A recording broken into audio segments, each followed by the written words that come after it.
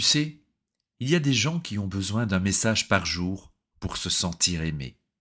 Et puis, il y a ceux qui peuvent rester silencieux pendant des semaines, des mois, et aimer très fort quand même. Et si je te disais que, pour certains d'entre nous, l'amour n'est pas une question de fréquence, mais plutôt une question de profondeur.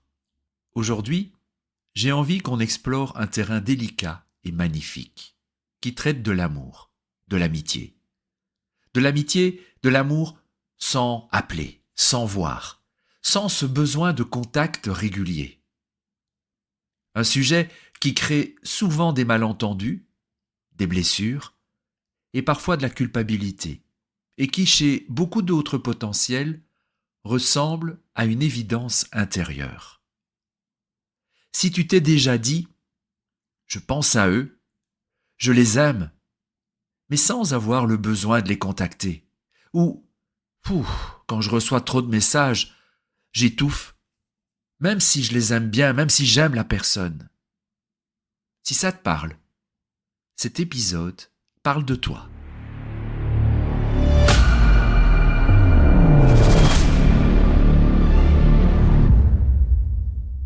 Je te raconte une scène. Tu as un ami, une amie, un proche, quelqu'un qui compte vraiment. Tu n'as pas donné de nouvelles depuis 2 mois, 3 mois. Et un jour, tu retombes sur sa photo ou sur une discussion sur ton téléphone. Et là, c'est immédiat. Tu revis la tendresse, la gratitude, le lien qui vous unit, comme si la relation avait continué à l'intérieur. Et tu pourrais même te dire, c'est fou, je les aime autant. Peut-être même aujourd'hui un peu plus. Et en rester là. Puis, parfois, un message arrive. Tu deviens quoi? On ne te voit plus. Ou pire, tu pourrais donner des nouvelles. Et là, tu sens quelque chose se serrer. Parce que toi, de ton côté, tu n'as pas quitté la relation. Tu l'as juste vécue autrement. Alors, la question du jour, c'est, est-ce que cette manière d'aimer est une différence, une force, un style relationnel ou un mécanisme de protection? Souvent, c'est un mélange subtil des deux. Et c'est exactement ce que nous allons démêler ensemble. Faisons la distinction entre le lien intérieur et le lien nourri. Le lien intérieur, c'est ce qui se passe quand tu n'es pas en contact. Tu penses, tu ressens, tu te souviens, tu intègres. La personne existe en toi, le lien devient un espace interne. Et le lien nourri, c'est ce qui se passe dans l'extérieur. Les messages, les appels, les rendez-vous, les gestes concrets, la présence. La plupart des gens mélangent les deux, ou donnent plus de poids même au deuxième lien. Et comme chez beaucoup d'autres potentiels, le lien intérieur est immense, mais ils n'ont pas nécessairement le besoin de nourrir le lien extérieur de manière constante. Ce qui crée un choc culturel relationnel. Je me permets cette métaphore, un petit peu comme si toi, tu ressentais l'amour comme une rivière souterraine et que l'autre mesurait l'amour avec des gouttes visibles. Et ce n'est pas un mieux ou un moins bien, c'est une langue différente. Ce que je viens de décrire, aimer profondément sans ressentir le besoin d'être en contact souvent, peut être vécu comme une simple manière d'être. Et parfois, comme un malentendu permanent avec le monde. Alors, pour éclairer ça, je te propose une clé de lecture, un modèle qui aide à comprendre comment on se régule dans le lien. La théorie de l'attachement. L'idée est simple et je vais la vulgariser même. Comment est-ce que, quand on se sent vulnérable, stressé, fatigué, quand quelque chose là tremble à l'intérieur de toi, tu cherches la sécurité? En te rapprochant, en demandant, en parlant, en te repliant, en gérant seul. Chez l'adulte, on décrit souvent deux grands mouvements qui traversent nos relations comme deux curseurs. Le premier mouvement, c'est l'anxiété relationnelle, le besoin d'être rassuré, la peur que le lien s'éloigne, l'envie de sentir l'autre proche, souvent, clairement. Le deuxième, c'est l'évitement. Et je vais le dire autrement parce que le mot est piégeux. C'est le réflexe d'autonomie. Cette manière très instinctive de retrouver son équilibre en reprenant de l'air, en se mettant à distance, en se recentrant sur soi. Et tu vois sans doute où je veux en venir. Le sujet d'aujourd'hui touche surtout ce deuxième curseur. Parce que j'aime sans avoir besoin de contact, je tiens au lien sans avoir besoin de fréquence, ça peut être une expression d'autonomie sereine. Et parfois, ça peut aussi être une stratégie de protection quand la proximité devient intense. Et c'est là que ça devient passionnant. Parce qu'on ne parle pas juste de distance ou de présence, on parle de ce que ton système nerveux fait pour rester en sécurité dans la relation. Alors, maintenant, on arrive au cœur du sujet. Parce qu'entre je suis indépendant et je me protège, il y a parfois une frontière invisible. Et c'est cette frontière qui change tout. Je vais te proposer un repère très simple. Quand tu prends de la distance, qu'est-ce que ça te fait dedans, à l'intérieur? Qu'est-ce que tu ressens? Est-ce que ça t'ouvre ou est-ce que ça te ferme? Imagine deux scénarios. Premier scénario, tu te retires un peu et ça te fait du bien. Tu respires, tu retrouves ton espace, mais au fond, le lien est là.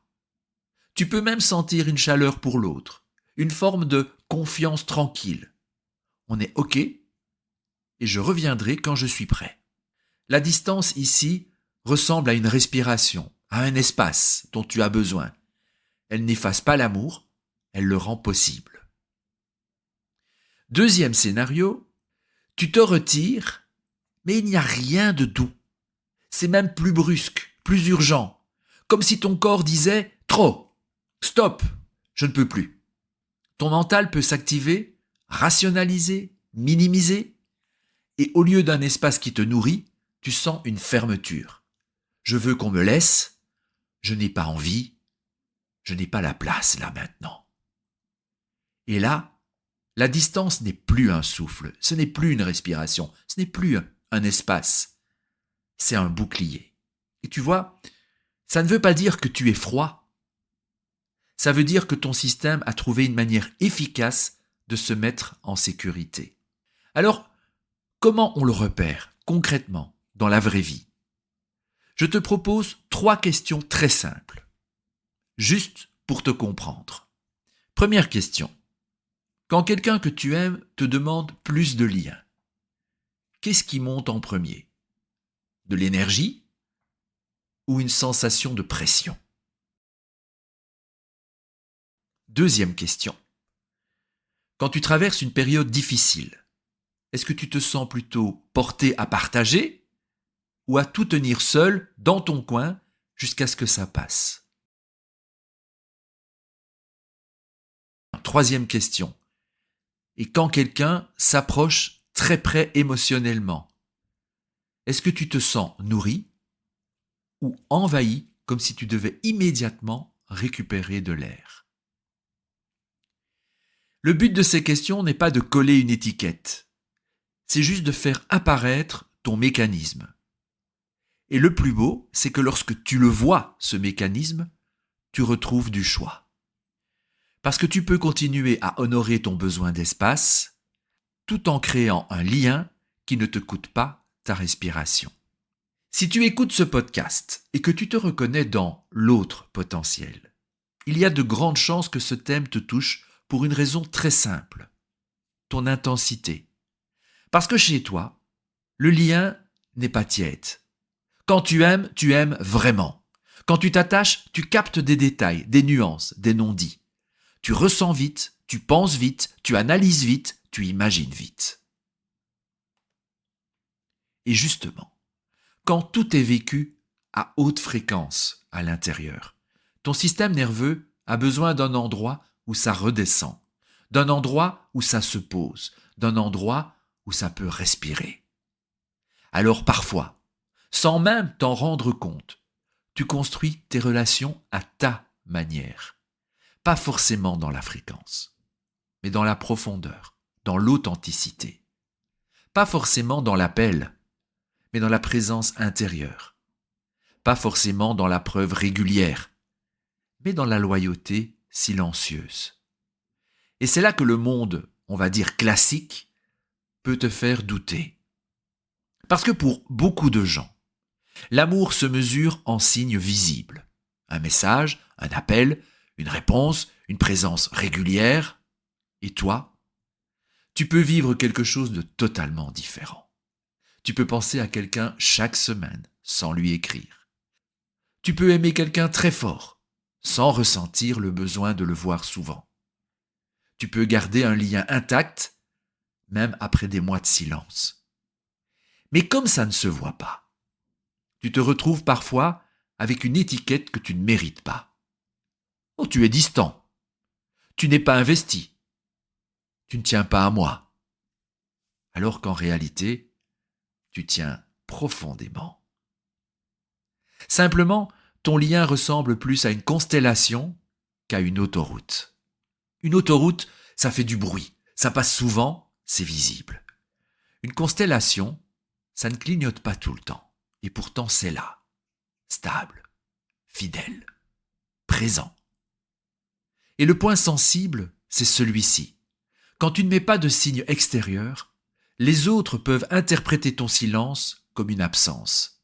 Alors que chez toi, le silence est parfois la forme la plus naturelle de la continuité. Et si ce thème te touche comme il me touche, c'est peut-être parce que tu portes une question depuis longtemps. Est-ce que je suis anormal? Ou est-ce que je suis juste construit autrement? La réponse que j'ai envie de te déposer aujourd'hui est simple. Tu as un rythme relationnel qui te ressemble. Et tu peux apprendre à le traduire pour que ton amour soit compris sans te trahir. Alors à ce stade, j'ai envie de te proposer une clé qui, pour moi, vaut plus que n'importe quelle technique relationnelle. L'amour de soi. Ah oui, j'y reviens. Parce que tant que tu essayes d'aimer les autres en te corrigeant, tu payes ton lien au prix de ton identité. Et ça, ton corps le sait. Ton système nerveux le sait. Alors l'amour de soi, ici, ce n'est pas une phrase Instagram. C'est une décision intérieure. Je suis légitime dans mon rythme, je suis fiable même en silence, je n'ai rien à prouver pour mériter le lien. Quand tu t'aimes, tu ne cherches plus à te justifier en permanence. Tu n'essayes plus d'être plus comme il faut. Tu commences à habiter ton fonctionnement au lieu de le combattre. Et ce qui se passe est très puissant. Ton silence ne ressemble plus à une fuite, mais il devient un espace, une recharge, une façon de revenir entier. Alors je te propose une question qui peut devenir ton repère. Est-ce que je suis en train de choisir l'espace ou de m'abandonner moi-même? Parce que l'amour de soi, c'est aussi ça. Tu apprends à reconnaître ton vrai besoin et tu lui donnes une place claire, digne, assumée. Et à partir de là, seulement à partir de là, tu peux entrer dans la deuxième clé. Faire comprendre ton monde intérieur sans te trahir. Tu vois, beaucoup de malentendus viennent d'une seule chose.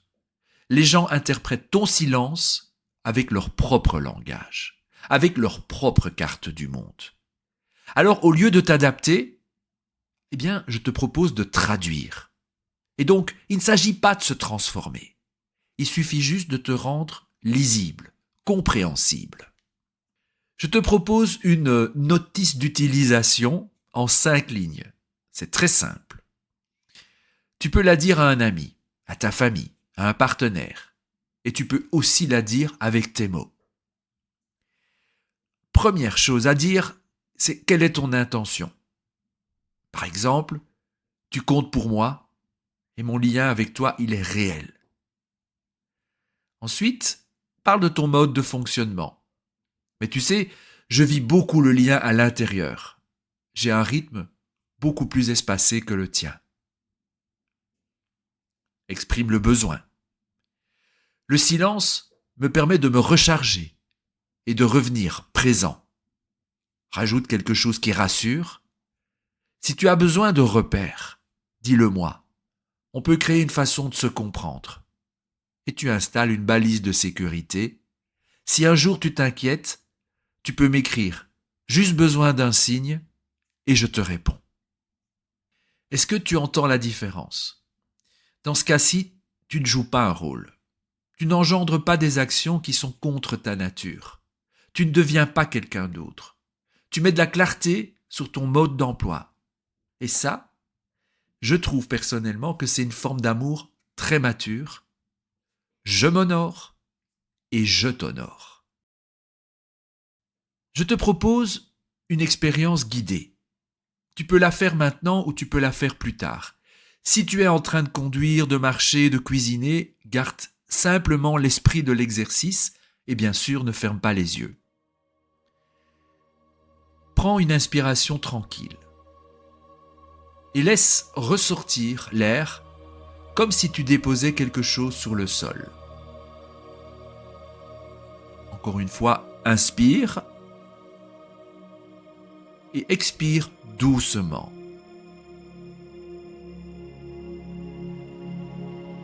Maintenant, imagine devant toi deux espaces. Le premier, tu peux l'appeler lien intérieur. C'est l'endroit où tu aimes en silence, l'endroit où tu penses à l'autre, où tu ressens, où tu gardes la présence, même sans contact. Le deuxième, tu peux l'appeler lien exprimé. C'est l'endroit visible, un message, un appel, une rencontre, un signe.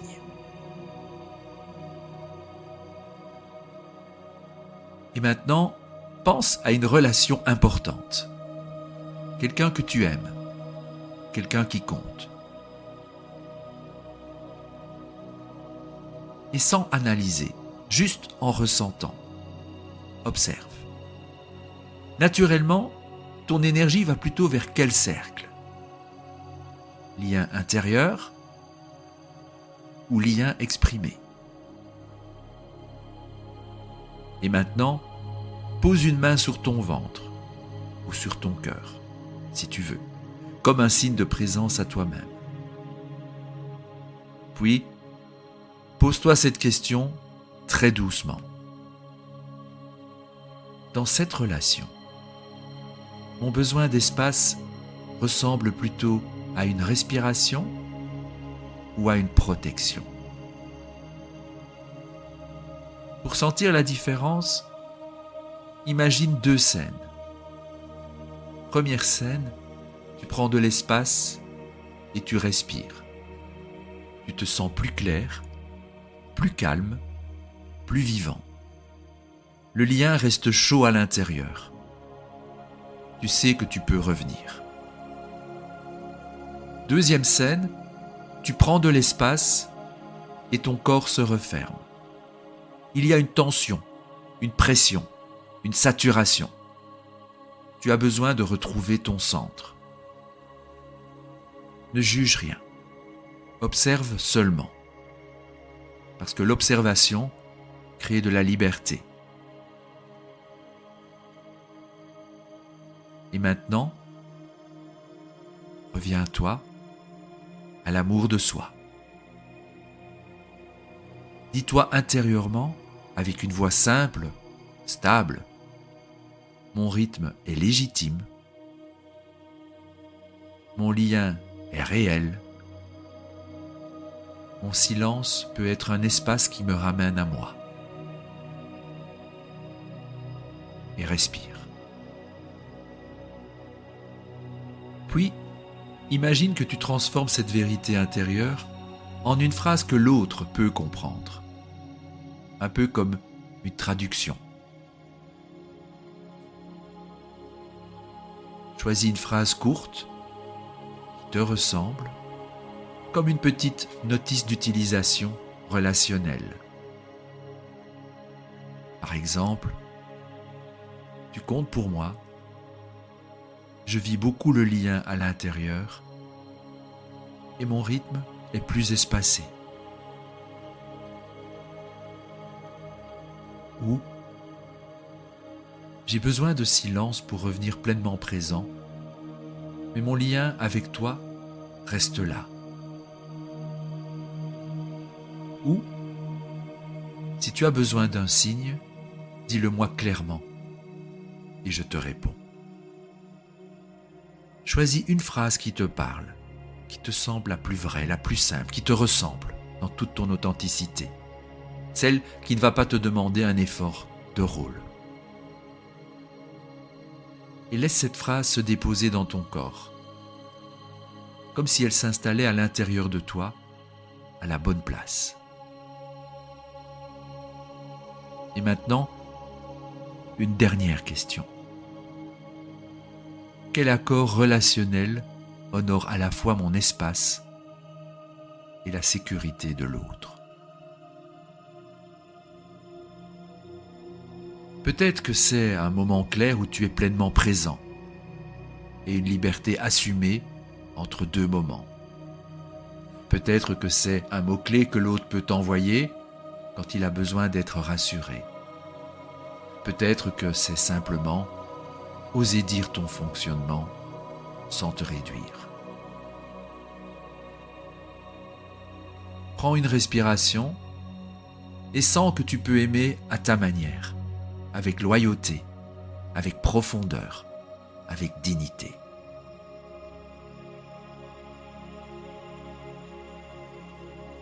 Et quand tu es prêt, tu peux bouger les doigts, les épaules, t'étirer, bâiller, revenir ici, en gardant cette phrase avec toi, comme une petite clé. Parce que ton lien n'a pas besoin de se travestir pour exister. Il a juste besoin d'être compris. Si tu retiens une chose de cet épisode, retiens ceci. Tu peux aimer fort et vivre le lien à l'intérieur. Tu peux avoir besoin d'air et rester profondément loyal. Tu peux être proche autrement. C'est ton droit. Et en même temps, tu peux offrir des balises à ceux que tu aimes pour que ton amour soit aussi visible que réel. Et c'est ça, j'ose ma différence. Je n'écrase pas ma nature et je choisis des gestes qui construisent la relation. Si cet épisode t'a parlé, partage-le à quelqu'un qui vit l'amour en silence. En ce qui nous concerne, on se retrouve au prochain épisode et d'ici là, prends soin de ton intensité et laisse ton lien briller à ta manière.